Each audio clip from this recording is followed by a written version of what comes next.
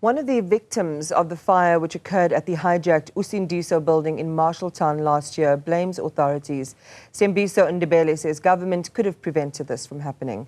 A commission of inquiry looking into the fire found the City of Johannesburg and the Johannesburg Property Company partly responsible for the tragedy. Over 70 people died and many more remain displaced.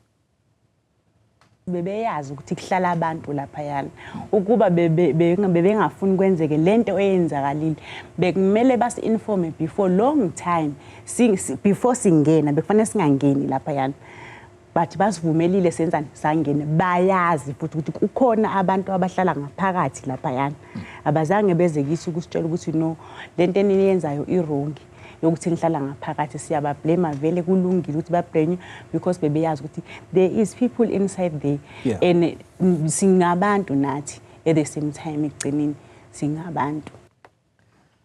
Angela Rivers, the General Manager of Johannesburg Property Owners and Managers Association, joins me now. Angela, good morning to you. Thank you very much for your time and welcome to the program.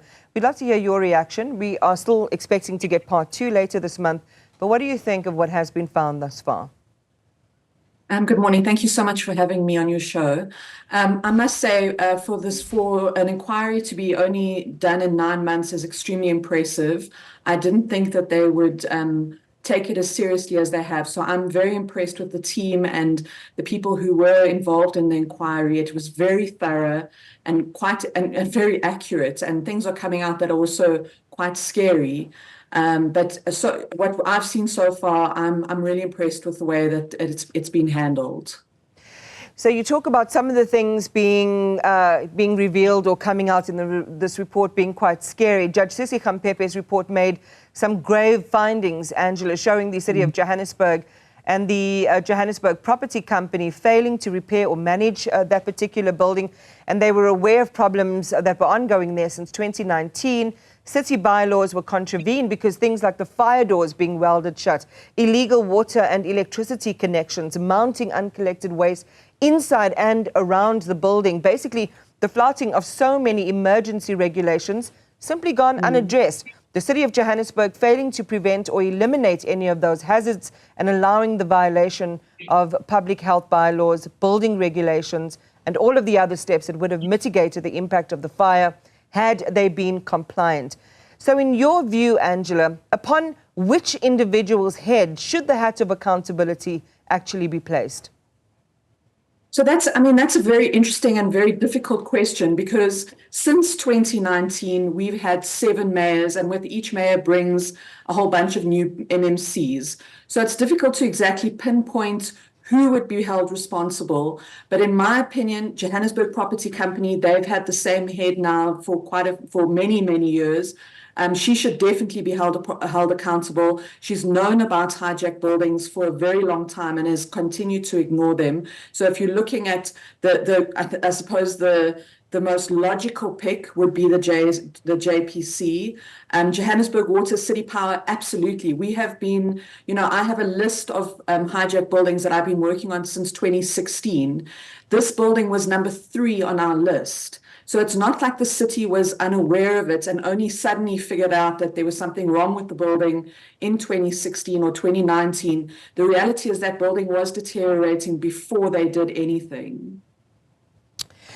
It's interesting you talk about, and this is probably a commentary on the state of dysfunction when you have revolving doors of political heads or appointees and deployees in cities, especially big metros like Johannesburg. The MMCs of Human Settlements and Public Safety, they face sanction for the disaster, as you've just said, as well as the JPC, Joburg Water, City Power, and Pick It Up and so on. The interesting thing, though, Angela, is this building has had several lives. It was, first a past office, then it was managed by the Johannesburg Property Company, then it was taken over by a church group, and later it became a shelter for abused women, I think until around 2017 when it was abandoned. And what the Commission found was that none of the proper processes were followed to have it properly converted into a residential building. How many steps were missed here? Oh, so there were so many steps missed. I mean, if you think about all the different things that could have been done, I know at one point it was also a very well-functioning clinic for the community because there's a school around the corner called City Kids that was using all the children there were using the clinic. So it was a very well-managed, functioning clinic before it even became a women's shelter.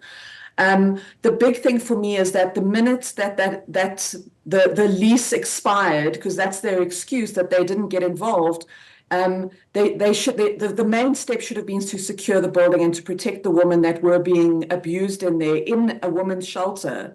The minute a group of men or how, we can only really speculate to a certain degree. But I mean, from my experience with hijacked buildings, it's usually a group of men that come in and through intimidation take control of the building. And that's what we've seen in this building.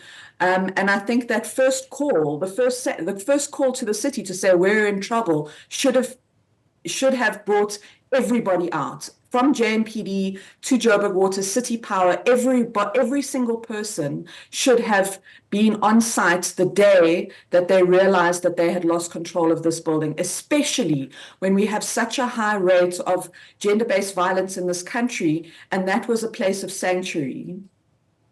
You've in part answered my next question. Part 2 of this report, which will deal with the way forward and some of the timelines that have to be adhered to, will be released on May the 13th. But what would you hope to see in it that will go, some way to preventing a tragedy like this from ever happening again? The one thing is what you've just said, is when something like this happens, when there is a threat and people are threatening to come into the building and take the reins from someone else, that all of the enforcement agencies, the entire cluster should be there, making sure that it does not happen. What else would you like to see? Well, I mean, this has been, I really hope that this has been a huge wake-up call for the city. And I'm hoping that the report will really lay out the punishment for the people involved and put a plan together. There has to be, I'm hoping that this really is a wake-up call for the city. The city for the last 10 years has been underperforming, not doing the jobs that we as the citizens pay. We pay their salaries through their rates and taxes. And I just hope that this is a wake-up call and people just do the jobs that they are paid to do. I think that is the bare minimum that we can expect. Do the building inspections. Go and check the water meters, check the fire equipment. We have some of the strongest bylaws and policies in any of the municipalities, and they are not being enforced at all. Your organization, Angela, represents the owners and managers of properties in the city of Johannesburg. Can you share how many owners have just fled their properties? How many have simply abandoned the upkeep and maintenance of those buildings? You spoke to us a little bit earlier on about creating this compendium or this list that you presented to the city of buildings that were dysfunctional, at high risk. Usindiso was at number 3 on that list. Talk to us about the level of activism that it requires to make sure that events like this or that dangerous buildings are kept, on the tables of the city managers. I've been in the inner city for 20 years. I originally started working for one of the bigger property management and development companies, and building hijackings have been a passion of mine. I've been fighting for the city to really take a look at hijacked buildings. When I started at JPOMA, fortunately, one of my mandates was what the city calls problem properties, but it's essentially hijacked buildings. So since I have been in this position, I have been fighting the city to take the list seriously. On my list, there's 120 buildings. The city reckons there's probably about another 80. So if we're looking at 200 hijacked buildings in the inner city, and there's 2,000 buildings, more or less, in the inner city, we're talking about a 10% problem. Within our membership, our members are not slumlords. We're very strict with who is allowed to become a JPOMA member. So some of the guys have decided to move out of the inner city and they've sold their portfolios, but fortunately they have sold them onto legitimate landlords. And that can safely say that not one of our JPOMA buildings has been hijacked. We've bought hijacked buildings and tried to rehabilitate them, and in some cases been very successful. But a well-managed, well-looked-after building will not get hijacked. It is the buildings that have been neglected by people who have either the tenants have taken over, syndicates has moved in, or the owner has just left the country. So those are really the properties at risk, and also the city's own properties, because we know that they have a problem managing their own properties. Which leads to an interesting question, which I know that you've answered, because we've also had these conversations over many times, Angela, is the profile of those who are taking over the buildings. You talked about, in some cases, buildings just being left by their owners and they go elsewhere. But you also talked about syndicates, and we know that there is a strong connection, which has also been mentioned before, between people who are influential, powerful, even in occupy political positions. Just share with our viewers again the profile of where these buildings, who's controlling and taking over these buildings. So, for this problem to be going on for so long, there has to be influential people involved. There has to be people who are higher up in the system for this to continue unresolved for so many years. Someone, somewhere is benefiting hugely from these hijacked buildings. It's not free to live in a hijacked building. We've seen through different buildings that it can cost anything from 600 to 1,200 Rand a month to stay in a hijacked building. Those hijacked buildings, for example, Remington House, I was there for the eviction in November. That building had no water, no electricity. The fire escapes were blocked. The lift shafts were blocked.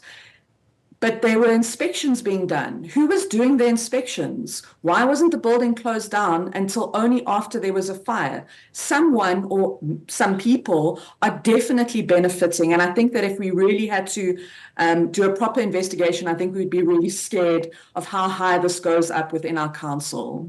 Should there be arrests? Would you like to see arrests follow out of this? Absolutely, absolutely. I've said it once before, and I got into a bit of trouble for it, but something I stand by. The neglect of that building is murder. People died due to the neglect of the city. If it had been a landlord, if that was a privately owned building, that landlord would probably be in jail for murder. We have to hold the city accountable for their lack of action. I think it's quite interesting when you talk to us about the proportion of abandoned, hijacked, or buildings that are derelict, as opposed to the property portfolio register in the city of Johannesburg, the majority of which is accountable, does function. The impression that we have of the city of Johannesburg in terms of the inner city and just the crime and grime gives the impression that the majority picture is one of complete dysfunction and neglect. Just maybe reiterate that message in terms of how business does get conducted and how the majority of buildings are functional and have not been taken over. So just to give you an idea, within the JPOMA membership, and obviously we don't represent every single inner city developer in the inner city, but through our membership, which is made up of 65 developers, property owners, and managing agents, we manage 70,000 residential units. So that's a huge portfolio. It's billions and billions of rands of investment that have been pumped into the inner city. We're fortunate that the developers that have built in the inner city not only invest in their properties, but also the surrounding areas into what we call CIDs, City Improvement Districts. So you will find as you drive through the city pockets of excellence where the streets are clean, there's private security, the buildings are well managed, and there's the developers that have put money into the inner city don't want to go anywhere. They've already invested so much money, and it's in their best interest to see the city succeed. And they will continue as long as council does their job. They will continue to invest in the inner city because they don't have a choice. They can't afford to lose the amount of investment that they've already put into the city. And some of these buildings, we're talking about playgrounds and private schools, braai areas, pool tables. They haven't just built flats, they've built homes and communities within these spaces. Yeah. Angela, well, thank you very much for that. We'll still see exactly what the findings are of part 2 of Judge Sissy Khampepe's report will reveal, but we appreciate your time and your perspective this morning. Angela Rivers is the General Manager of the Johannesburg Property Owners and Managers Association.